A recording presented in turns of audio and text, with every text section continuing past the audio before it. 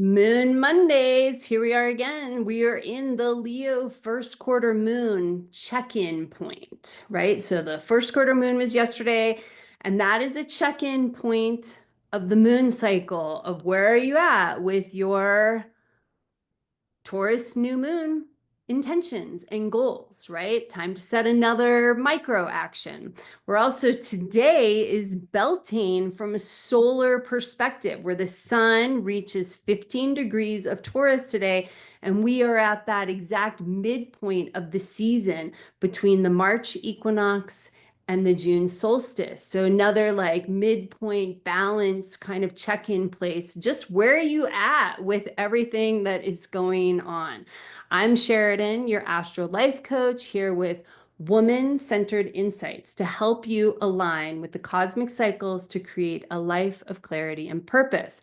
So Beltane, right? The Celtic holy day of it gets kind of commonly celebrated around May 1st, which is probably when the sun reached this midpoint. But now, because of the way that the earth moves, this midpoint, the sun reaches 15 degrees of Taurus, is actually today, May 5th. But some people say that the Celts focus the solstices and the equinoxes on the solar points. When the sun enters Aries, we have the March equinox, right? When the sun will enter Cancer, we have the June solstice coming up.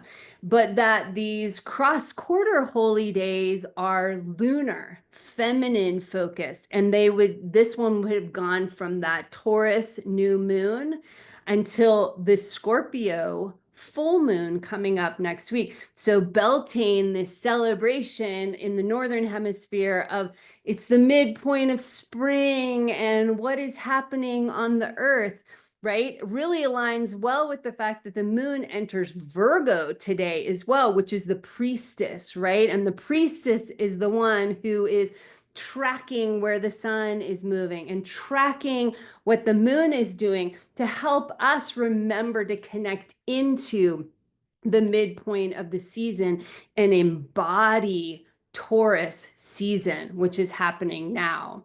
So Venus is still moving through this crown chakra time. The divine feminine is focused for this whole month on releasing blockages, distortions, confusion around our crown chakra and how we embody the divine feminine, our divinity, the goddess, right? So where are you at with that, right? We're going to use today as just this check-in point. What is your intention around the divine feminine and Venus this month, and what you want to be clearing with your crown chakra, right? Same with this Taurus new moon. What intention did you set? And if you didn't, what intention do you want to set now, right? What's your goal for this month? Taurus is embodiment, stepping into the body. Venus, the divine feminine, embodiment, the crown chakra. How do we block the divine embodying into our bodies, right? So for me, I'm focusing on just continuing to really like calm my nervous system, which is something I've been working on for the last well, for probably like my lifetime, but like at least like pretty consciously over the past year of like, okay, I don't have to live in hypervigilance. I don't want to live in hypervigilance. There's another way, right? And so through astro life coaching, I was really able to kind of start to uncover like all the things that are underneath my hypervigilance, beliefs, commitments, that kind of thing, so that I could start to calm down the energy running underneath that hypervigilance, right? I uncovered so much of how I like use stress as a fuel to like keep motivating myself, because like I inherently believe that I'm just like lazy and would never do anything if I didn't run myself ragged on stress. So I used to also, so that's my intention with this Venus at the crown chakra and this Taurus new moon, is just to lean into more of connecting with my body and calming my nervous system down, right? I shared last week about just the trauma of being molested as a child and how it like just flipped that hypervigilance switch on.